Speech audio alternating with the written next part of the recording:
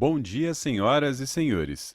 Agradecemos a audiência e lhes desejamos boas-vindas a mais uma videoconferência de resultados da Dexus Participações SA, a qual chamaremos de companhia daqui em diante.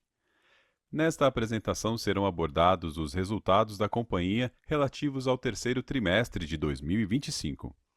Gostaríamos de informá-los que este evento está sendo gravado.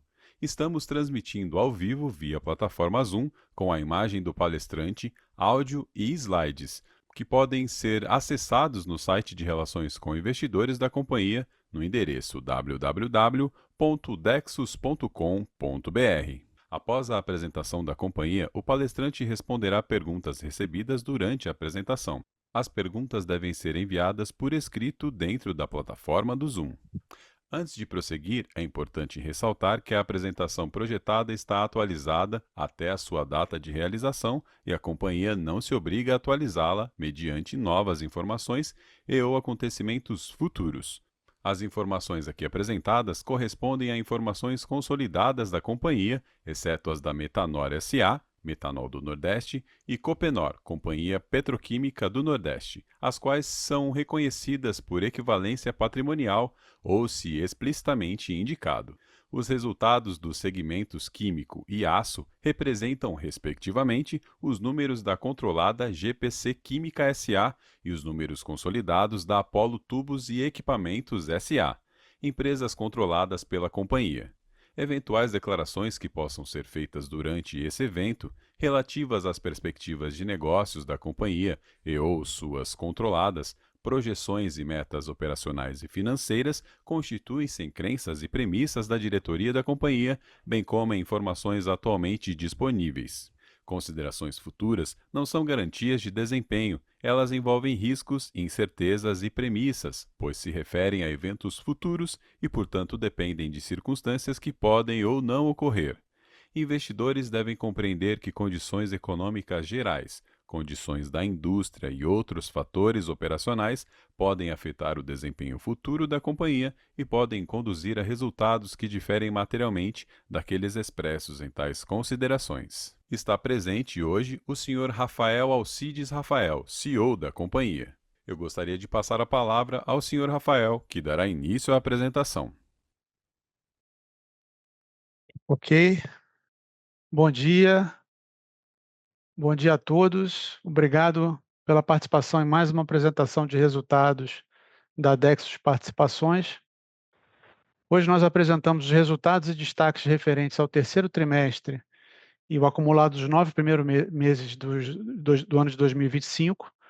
Ao final da apresentação, teremos a nossa sessão de perguntas e respostas. Fiquem à vontade para... Tentando passar aqui o slide. Ok. Fiquem à vontade para encaminhar suas perguntas pelo link de Q&A durante a apresentação, que ao final, como de costumes, vamos buscar atender a todas elas dentro aqui do nosso tempo disponível. Bom, passando aqui aos destaques do período, começamos trazendo uma visão de alguns dos principais indicadores de desempenho e destaques do ano, no acumulado desses primeiros 9 meses de 2025, e ao longo da apresentação vamos detalhar também e comentar as análises dos segmentos da companhia nas comparações trimestrais, trazendo um panorama dos principais mercados de atuação. Contextualizando esse período, temos um cenário macroeconômico que continua bastante desafiador. No cenário internacional, as tensões geopolíticas e a política comercial dos Estados Unidos continuam gerando incertezas relevantes, e no Brasil, seguem as preocupações relacionadas ao equilíbrio fiscal e à manutenção das taxas de juros em patamares muito elevados. Diante desse contexto, a companhia permanece se posicionando com resiliência para enfrentar os cenários de adversidade e com solidez para seguir entregando os resultados positivos e avançando em pautas relevantes, como a alocação estratégica de capital para a realização de investimentos nas operações e para reforçar a remuneração dos acionistas. Nesse ano, no acumulado até o terceiro trimestre de 2025, atingimos uma receita líquida de 1,7 bilhão, representando um crescimento de 30% em relação ao mesmo período do ano anterior. Nesse mesmo período, o lucro atingiu 274,2 bilhões, redução de 0,6 comparado ao ano passado, com um aperto de margem que reflete, dentre outros fatores, o acerramento do ambiente competitivo que vimos comentando aqui ao longo desse ano. E tivemos um acréscimo de 6,3% no resultado em termos de EBITDA, atingindo um patamar de 206,8 milhões nos primeiros 9 meses de 2025. No lucro líquido, o aumento foi de 11,5%, onde alcançamos o resultado de 121,6 milhões no período. Seguindo nos destaques, o indicador de alavancagem fechou o trimestre muito próximo de zero, refletindo uma posição de caixa líquido de 12,2 milhões. Também relacionado à gestão de caixa, trazemos um destaque recém-ocorrido, que na realidade é um evento subsequente ao fechamento do terceiro trimestre, que foi anunciado em comunicado ao mercado na semana passada, referente à liberação da segunda tranche da linha de financiamento da Finep, no caso aqui para a Apollo, no valor de 30 milhões aproximadamente. Também destacamos aqui a continuidade do programa de recompras de ações, que acumula 1,6 milhão de ações ordinárias, representando até aqui um investimento superior a 13 bilhões nessa alocação de recursos voltada a reforçar a remuneração do acionista. Vamos agora passar ao slide 5, onde temos o quadro resumo com a evolução de indicadores de desempenho e relacionados à gestão estratégica de capital. O primeiro quadrante ilustra a evolução que tivemos nos resultados ao longo dos últimos trimestres, através do indicador de EBITDA LTM, que aumentou 8,1% desde o fechamento aqui do terceiro trimestre do ano passado. Nos demais quadrantes, nós observamos a evolução da alocação estratégica de capital direcionada aos investimentos nas operações e a remuneração aos acionistas, ambos com uma evolução bastante relevante, e sem perdermos aqui o foco da alavancagem que permanece próxima de zero, como também demonstrado aqui no gráfico. Essa estrutura de capital completamente desalavancada, embora não seja necessariamente uma meta, ela se torna muito oportuna e positiva em um cenário como o que estamos vivendo de taxas de juros resilientes em patamares bastante elevados, e nos permite enfrentar esses momentos adversos com maior capacidade de entregar resultado e capturar os ganhos oportunísticos. E, além disso, também favorece a discussão acerca do avanço nas pautas de alocação de capital, investimento, remuneração aos acionistas. Lembrando que hoje temos uma discussão sobre a taxação de dividendos que pode impactar esse direcionamento no curto prazo. Nós estamos bastante atentos a esse tema e avaliando os melhores cenários para a companhia e para os acionistas. Dando sequência aqui na apresentação, passando ao slide 6, onde nós temos os destaques da operação, começando pela GPC Química, nosso segmento químico. Na análise dos volumes, aqui na análise, nesse caso aqui, primeiramente trimestral, tivemos uma redução de 12,9% em relação ao trimestre anterior e de 6,6% em relação ao mesmo período do ano passado, o nosso referência aqui do terceiro TRI de 24. No acumulado do ano, até o terceiro trimestre, houve um crescimento de 11,2% quando comparado ao mesmo período de 24, atingindo um volume de quase 500 mil toneladas. Esse maior aperto de volumes do terceiro trimestre, além de ter uma influência na base de comparação do trimestre anterior, que tinha sido o trimestre de volumes recordes aqui na operação da GPC Química, ele também teve influência do cenário de mercado mais acirrado no portfólio de commodities químicas. Esses movimentos eles podem ocorrer de forma mais pontual e cíclica, por isso é importante manter aqui sempre o foco na visão de mais longo prazo.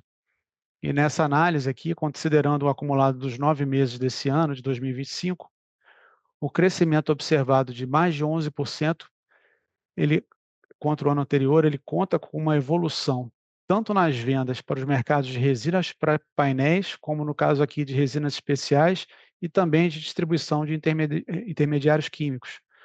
reforçando a importância da nossa diversificação de portfólio.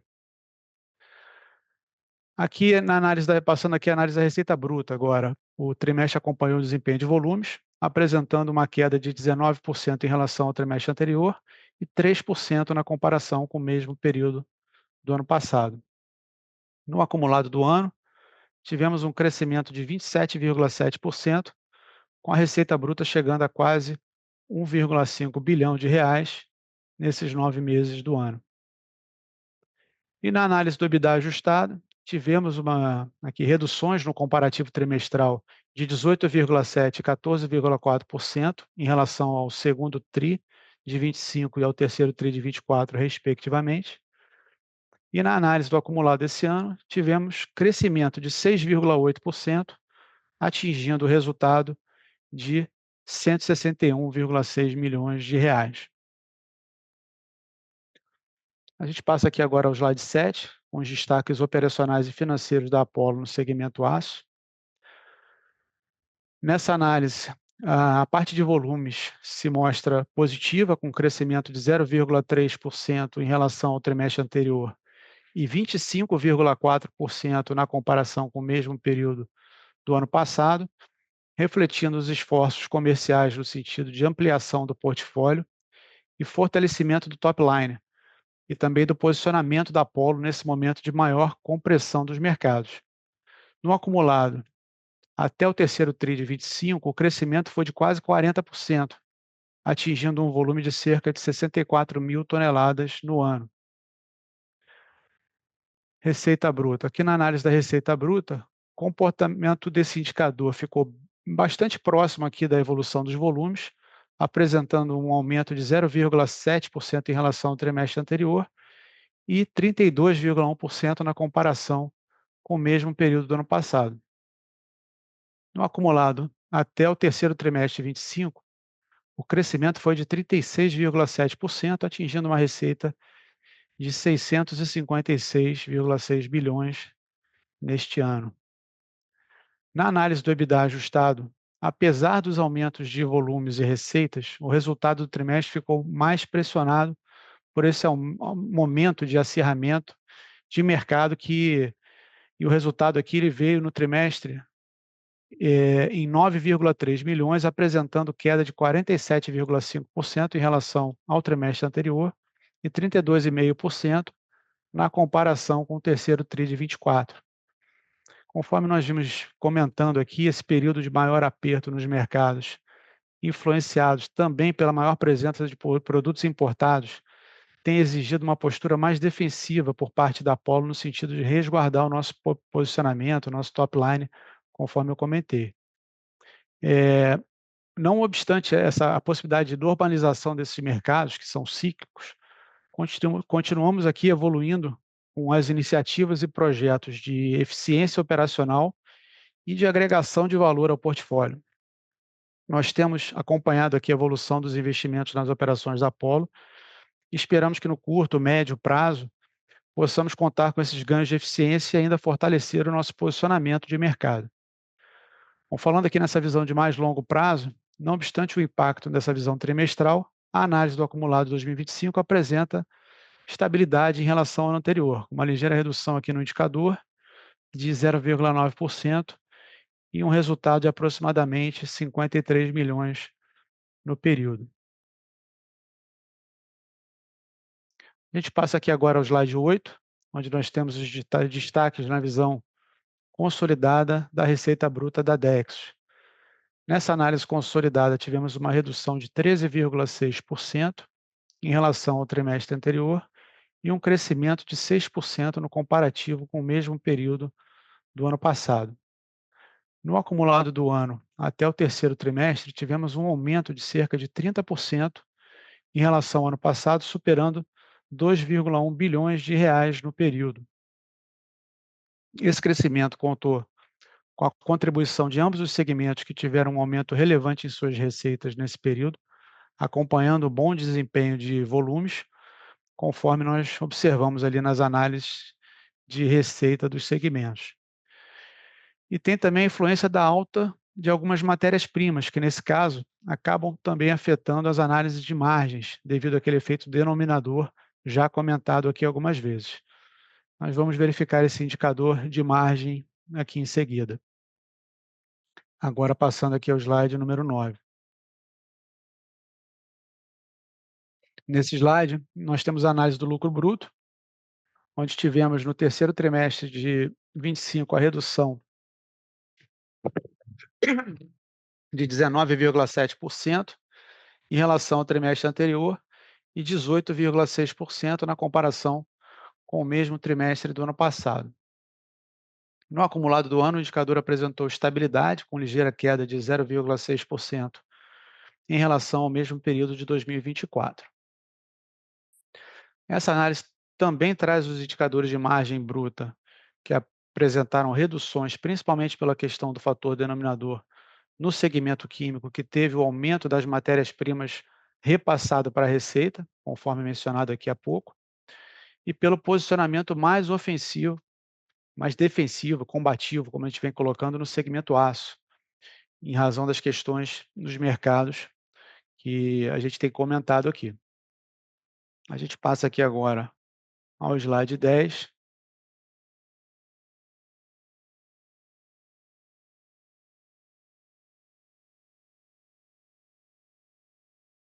onde nós trazemos a análise do SG&A consolidado da Dexos. Na análise dos trimestres, tivemos a redução de 6,9% em relação ao trimestre anterior e um aumento de 3,6% na comparação com o mesmo período do ano passado, sendo que todos os trimestres analisados aqui, eles se mantiveram em um patamar aqui inferior a 10% da receita líquida. Aqui no acumulado do ano, houve aumento em termos de valores absolutos, 8,2%, principalmente devido às despesas com vendas, a partir do aumento relevante de volumes no período. Por outro lado, tivemos redução na relação do indicador sobre a receita líquida, saindo de 10,7% e atingindo o patamar de 8,9%. Passando aqui agora ao slide 11, com os resultados do consolidado da Dexos para os indicadores de EBITDA e lucro líquido ajustados. Na visão do EBITDA desse terceiro trimestre, apresentamos uma redução de 25% e 16,7% nas comparações com o segundo TRI de 25 e terceiro TRI de 24, respectivamente. No acumulado do ano, até o terceiro trimestre, o indicador apresenta um crescimento de 6,3%, superando o patamar de 200 milhões. Atingimos aqui um resultado de 206,8 milhões.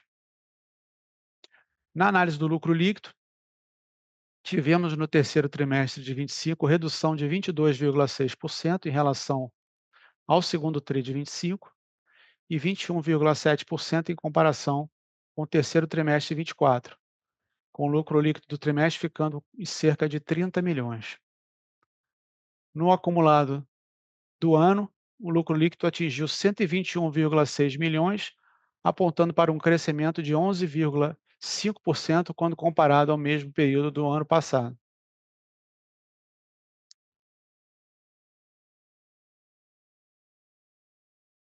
Passando agora ao slide 12, apresentamos a análise dos indicadores de endividamento e alavancagem da companhia. Aqui, novamente, nós observamos um nível de alavancagem bem controlado, próximo de zero, com uma posição de caixa líquido de 12,2 bilhões no fechamento aqui do terceiro trimestre de 25. O perfil da dívida também nos traz aqui bons indicadores, refletindo o nosso empenho constante no sentido de controlar os custos e fortalecer nossa estrutura de capital, principalmente em um momento em que enfrentamos altas taxas de juros e diversas incertezas nos mercados globais e no cenário macroeconômico brasileiro. Atualmente, o nosso custo médio da dívida está em 9,6% ao ano, com um prazo médio superior a 5 anos e com 78% do endividamento no longo prazo.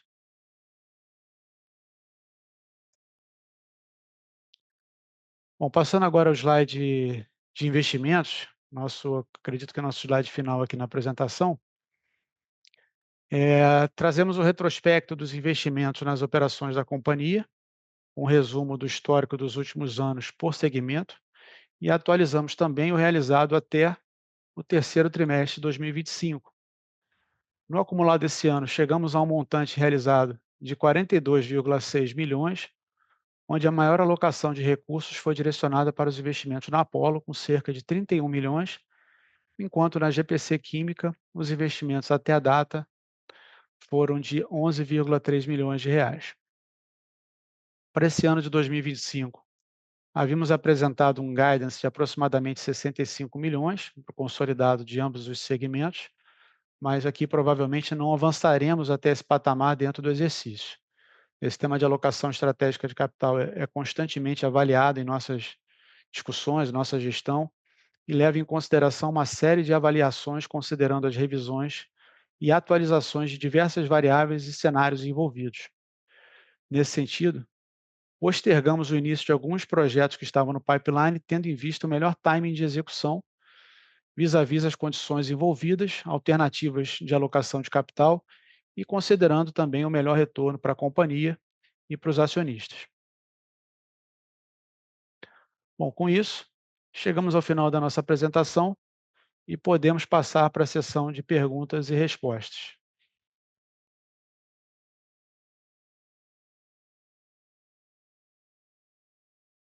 Bom, já temos aqui algumas perguntas. Primeiramente, vinda do Gustavo Cunha, do BTG Pactual. Bom dia, tenho duas perguntas. Com a mudança sobre dividendos, como vocês estão enxergando o espaço para eventuais distribuições extraordinárias de dividendos?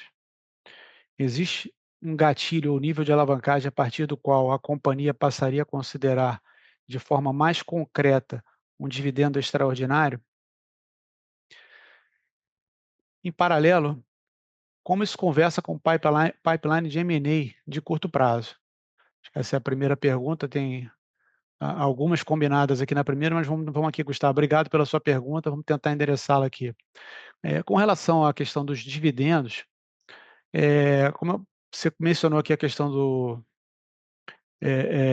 gatilho de alavancagem e a gente está sempre fazendo essa gestão da alocação estratégica de capital, olhando, né, uma postura que já tem sido bastante consolidada aqui, é esse foco na alavancagem. E essa mudança que está sendo discutida em relação a esse projeto de lei, que pode vir a taxar dividendos, pode ser mais um foco agora para esse final de ano. A gente, nos últimos anos, já adotamos aqui a antecipação da distribuição de dividendos, de uma parcela da distribuição de dividendos, né, nos últimos 2 anos, salvo engano, nós realizamos dessa forma, já tendo em vista uma melhor, um melhor posicionamento do caixa da companhia, da estrutura de capital. Então tudo isso é levado em consideração, além do pipeline de investimentos que, como eu comentei agora há pouco no slide de investimentos, a gente vem revisitando, constantemente no sentido de ter o melhor timing de execução. Hoje a posição, estrutura de capital da companhia, ela está bastante sólida e favorável a discussões relacionadas a essa pauta, no sentido de tentar buscar o que a gente vem fazendo nos últimos anos, de antecipar, né, uma parcela. Como eu falei, esses estudos estão, na mesa, a gente está aguardando as confirmações aí relacionadas ao tema, mas existe hoje na companhia um potencial de fazer realizar essas antecipações, visando o melhor interesse, da companhia, né, nessa conjunção de fatores, e do acionista, uma vez que está na mesa essa discussão de possível taxação a partir da virada do ano. Então, é possível que a gente, proponha algo nesse sentido, vamos aguardar de uma deliberação, isso é o que é decidido no nível da administração, junto ao conselho, mas a gente tem sim hoje uma condição que pode eh, tratar desse assunto com bastante conforto em relação à estrutura de capital que a gente já conseguiu atingir nesses últimos períodos.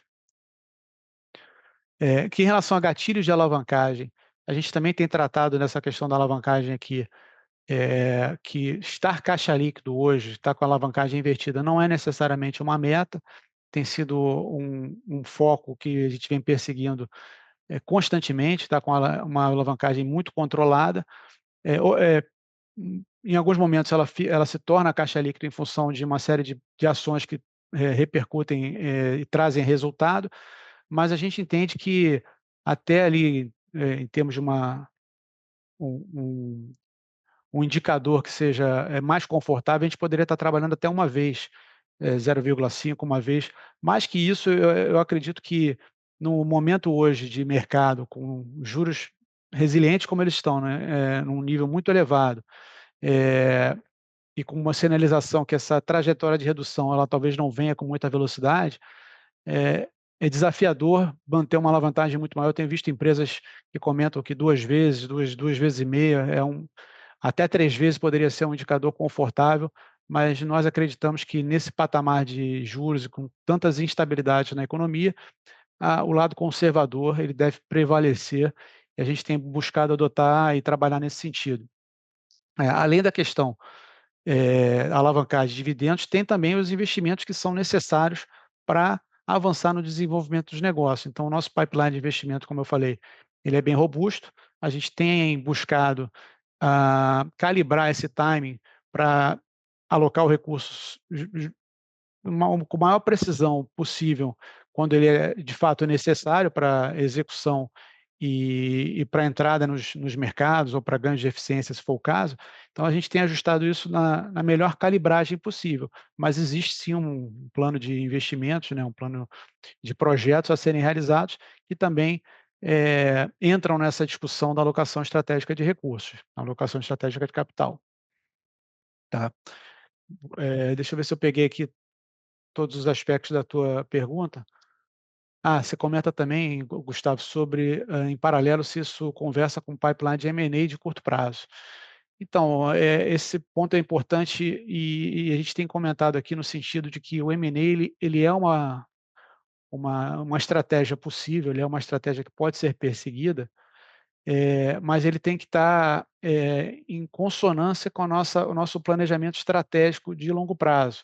Então a gente desenvolve para cada uma das operações um planejamento estratégico, tanto para segmento químico como aço, e, tem buscado os projetos estruturantes para que esse planejamento seja realizado. O M&A ele é uma forma de trazer, esses elementos que nós buscamos para o planejamento e pode ser utilizado. A companhia tem, buscado prospectar, tem buscado mapear, mas ele tem que estar em consonância com os elementos que nós buscamos para a realização desse plano estratégico de longo prazo. Então, pode ser que seja, nem sempre você encontra exatamente o que está buscando, mas existem oportunidades que podem fazer com que esse crescimento, ele, através de uma via inorgânica, ele possa ocorrer até de forma mais acelerada. Então a gente não pode deixar de explorar essa pauta e a gente tem olhado isso atentamente. Não dá para a gente, abrir aqui se existe algum target, pré-selecionado ou maduro, mas a prospecção, de fato, a gente, vem comentando aqui que ela existe e é parte do nosso trabalho de planejamento estratégico. A segunda pergunta aqui do Gustavo,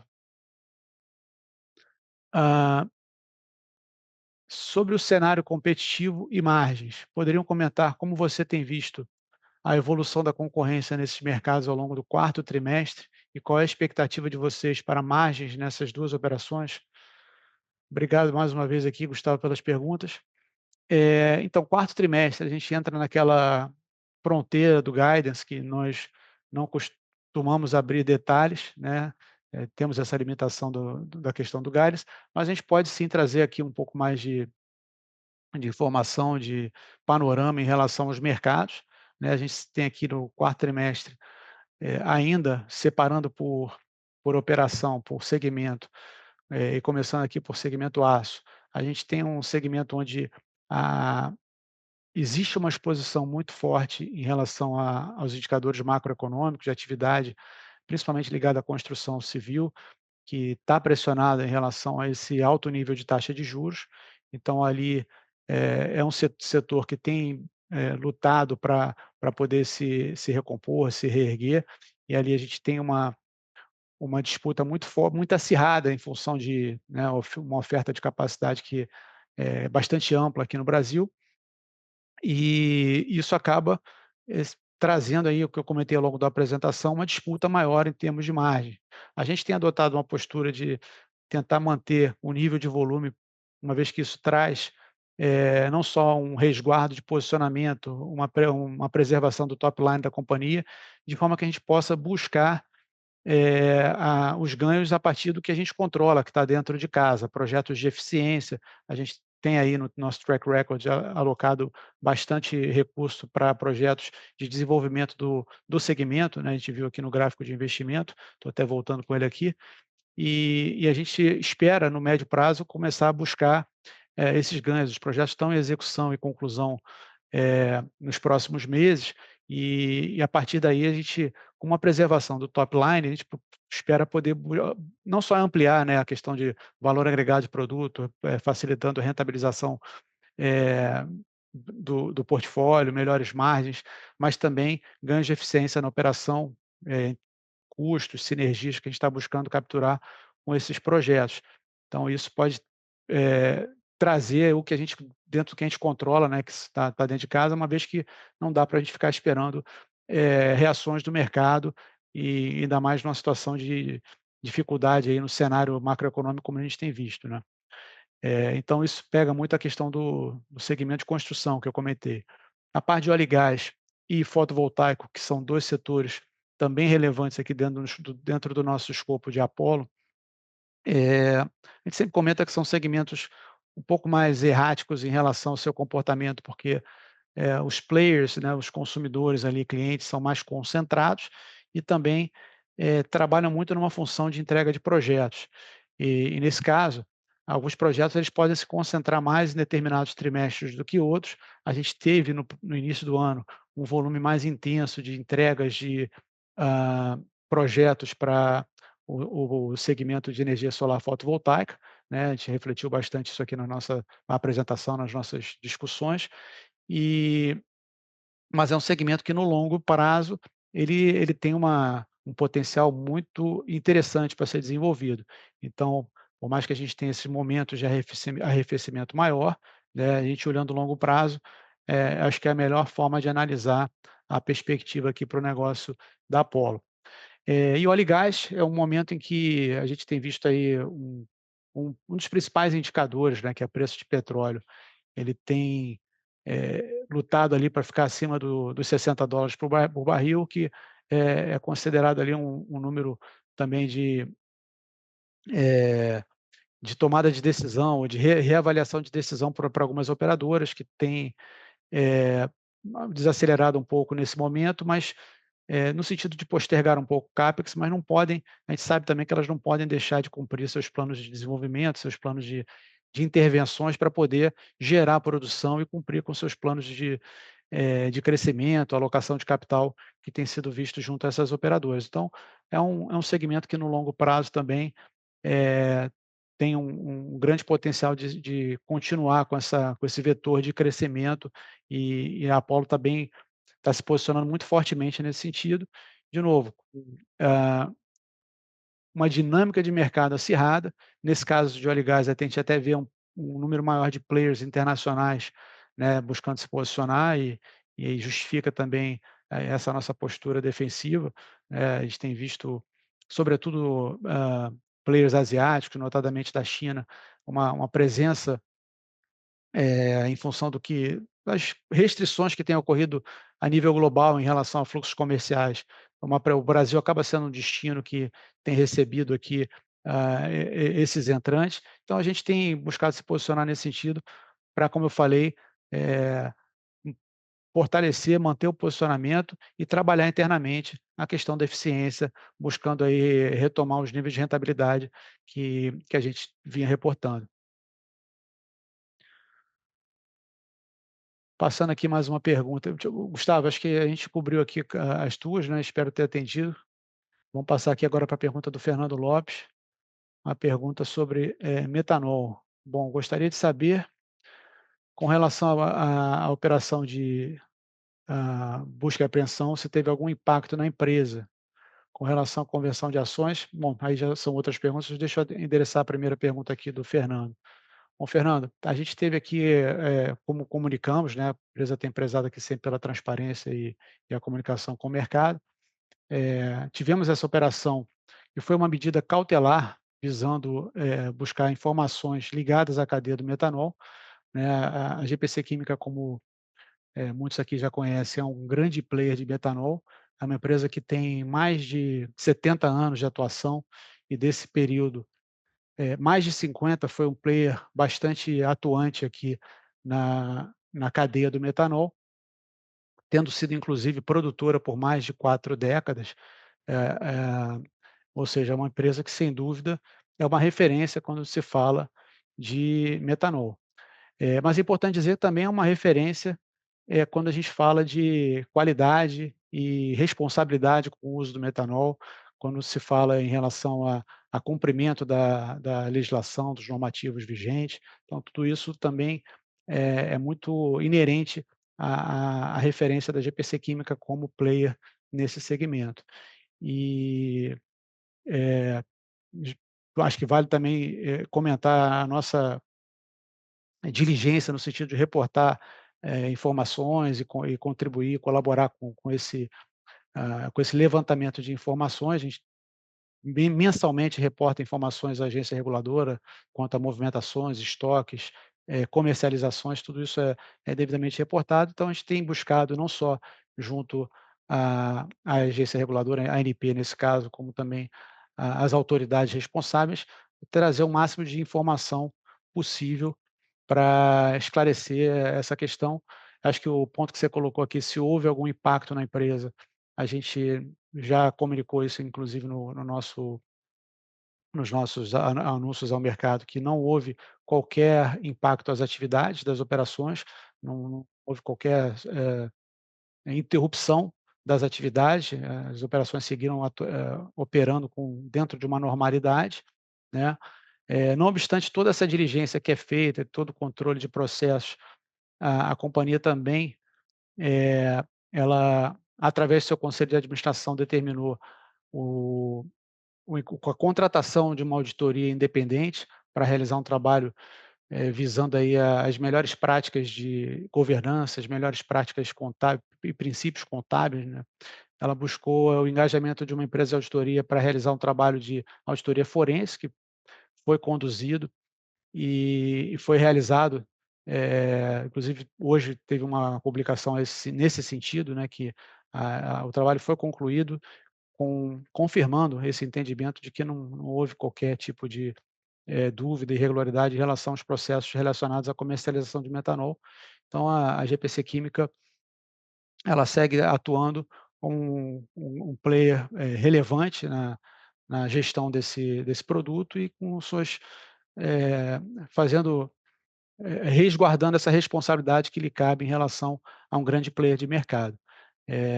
O mercado esse é um mercado que é bastante disputado também, quando a gente fala de commodities químicas, nós temos aí somos um grande player nesse sentido, por já consumir grande parte do volume nas nossas operações, nas produções de, formaldeído, concentrado, ureia-formol e distribuição desses produtos, além da produção de resinas termofixas. Então, ah, existe já uma grande gestão em função do consumo e, esse posicionamento de escala nos permite também atender outras indústrias químicas, que demandam o consumo de metanol. Isso tem fortalecido também a nossa operação de, distribuição de produtos intermediários, como tem sido uma estratégia da companhia ao longo desses últimos anos.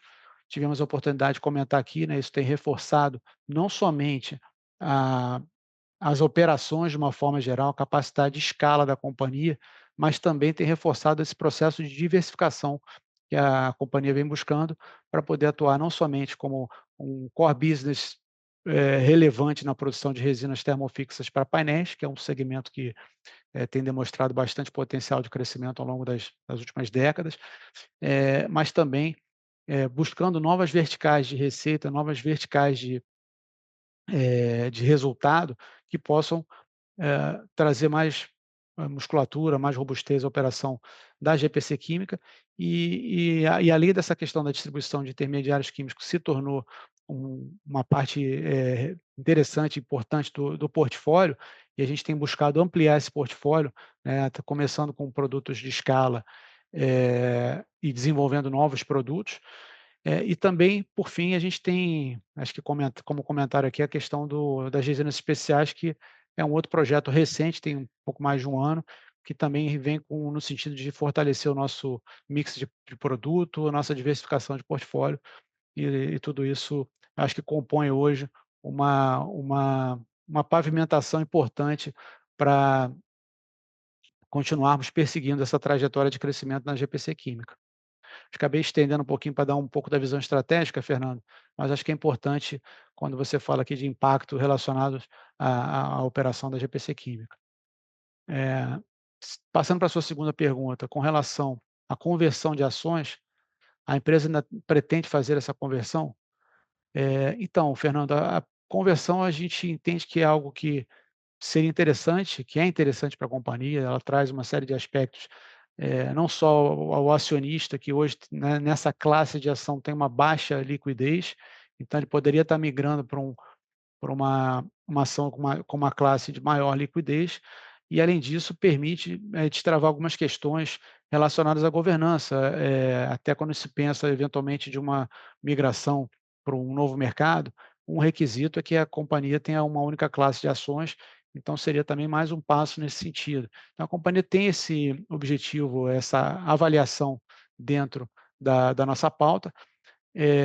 Nas 2 tentativas que fizemos em assembleia, não atingimos o quórum mínimo para poder deliberar e aprovar, essa matéria, ela tem o quórum mínimo necessário, então, não foi possível naquele momento, e a gente vem buscando agora, monitorar essa configuração da base acionária para entender se, uma eventual reconfiguração pode fazer sentido em relação a esse objetivo de atingir o quórum mínimo para que esse assunto possa ser devidamente deliberado e aprovado. Então a gente segue acompanhando, não existe, assim, uma data hoje ou uma previsão de convocação de nova assembleia, é um assunto que está sendo acompanhado, mas que não existe ainda uma definição com relação a uma nova assembleia, uma nova convocação para esse objetivo, tá, Fernando? Vou passar aqui você tem uma terceira pergunta do Fernando, hã, com relação a dividendos, a empresa manterá o seu histórico semestralmente. Bom, eu fiquei um pouco na dúvida aqui sobre a pergunta quando se fala aqui do semestralmente, porque na verdade a gente tem aqui uma política de dividendo que, define 3 datas, né, prioritárias para pagamento, eh, maio, se eu não me engano é maio, agosto e novembro, mas a gente tem a prerrogativa de poder antecipar, eh, considerando aqui, a situação da gestão do caixa, da priorização desse tema em relação à alocação estratégica de capital. Então a gente tem, buscado avaliar todos esses elementos para poder definir e poder, trabalhar essa pauta do acionista da melhor forma possível. Nos 2 últimos anos, como eu comentei aqui, anteriormente, nós antecipamos se não me engano foi em dezembro, foram pagas essas parcelas de antecipação, tanto no final de 2024 como no final de 2023, e fizemos o restante do pagamento após a definição e deliberação da assembleia. Esse é um tema que é proposto pela administração, mas ele é deliberado em assembleia. Então, após a definição da assembleia em abril, foram feitos os pagamentos no mês subsequente, que no caso dos 2 últimos anos foi em maio. A gente tem visto, eu vou retornar aqui a um slide que a gente costuma trazer, relacionado a essa pauta de alocação estratégica de capital. E a gente tem demonstrado aqui uma evolução consistente no payout e no pagamento de dividendos. Então aqui no último ano foram 57 milhões distribuídos, mais o potencial de recompra, que até a data tinha sido ali de 8 milhões. Então, um payout potencial total de 65 milhões. A gente tem buscado, como, né, temos falado aqui com consistência, uma evolução, ainda esse assunto está em discussão nesse momento. Tem também o tema da taxação dos dividendos, que não dá para deixar de lado, é um tema que tem que ser levado em consideração, e a companhia está atenta, acompanhando esse assunto, e vai buscar fazer as deliberações tempestivamente, os direcionamentos tempestivamente, de forma que a gente possa ter a melhor alocação de capital para a companhia e, naturalmente, para o acionista.